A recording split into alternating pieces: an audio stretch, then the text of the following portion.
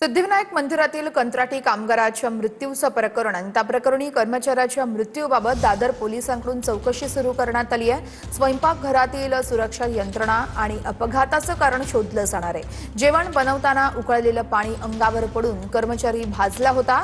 मृत सचिन रसाळ हा मूळचा रत्नागिरीतला दिवाणखवटी या गावचा रहिवासी होता। लहानपणीच त्यांच्या वडिलांचं छत्र हरपलं।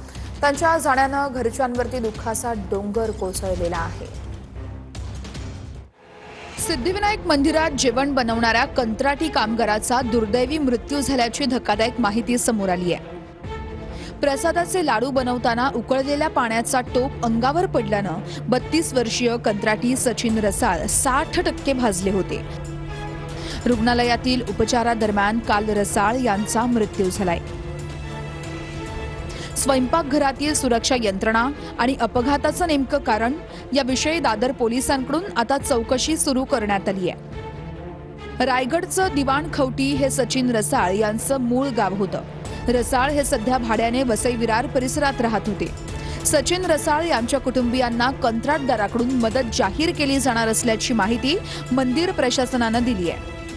मंदिर प्रशासन यात काळजीपूर्वक लक्ष देणार असल्याचंही सांगण्यात आलंय।